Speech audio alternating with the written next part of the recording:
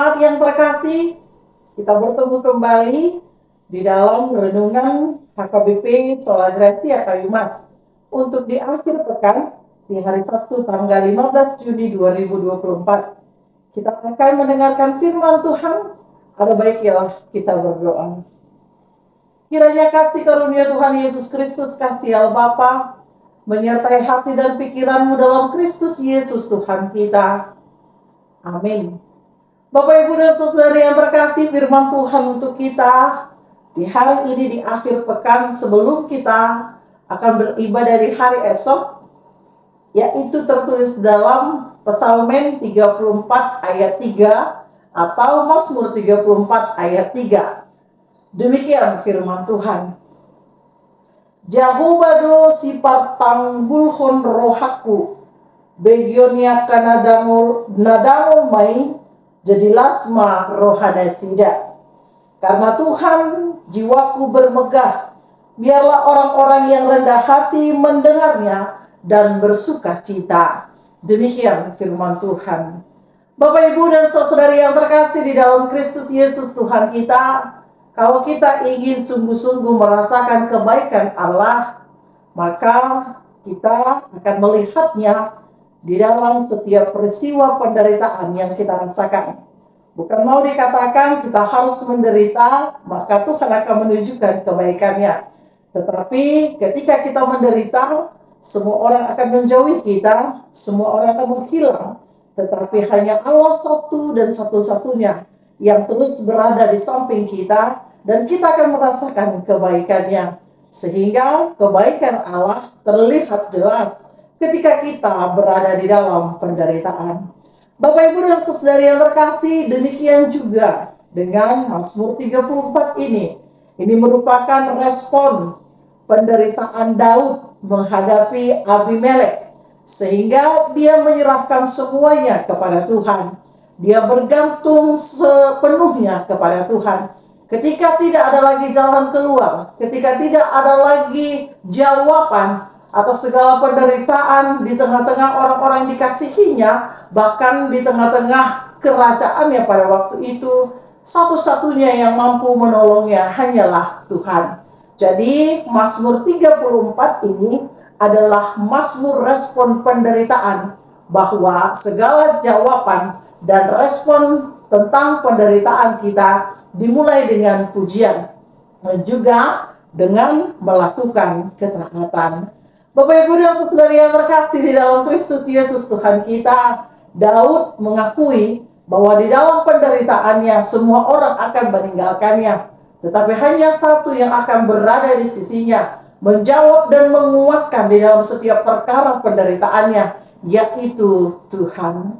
Tuhanlah yang disembah, Tuhanlah yang dipuji, karena hanya Dialah satu-satunya yang mau dan yang memberikan kelegaan ketika rasa penderitaan itu sangat kuat untuk menghantam iman kepercayaan Daud pada waktu itu. Demikian juga dengan kita, Bapak, Ibu, bagaimana respon kita terhadap penderitaan. Semua orang akan merasakan kesakitan, semua orang akan merasakan kererangan, semua orang akan bersungut-sungut atas penderitaan yang datang silih berganti di dalam kehidupan.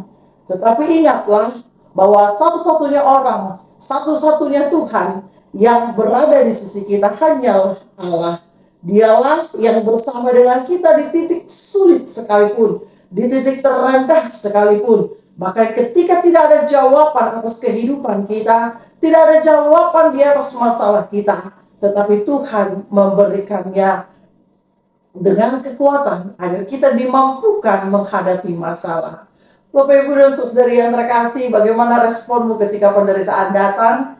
Apakah seperti Daud yang bermegah, dia dimampukan sehingga dia memuji dan taat kepada Allah? Ini adalah bagian dari respon Daud sendiri.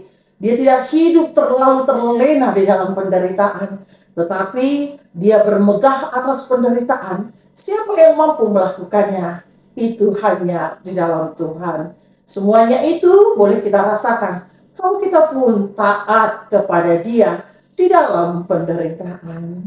Jangan jauhi dirimu ketika sakit penyakit, penderitaan sedang kau pikul saat ini. Tetapi datanglah kepada Allah yang memberikan kelegaan. Datanglah kepada Allah yang memberikan jawaban.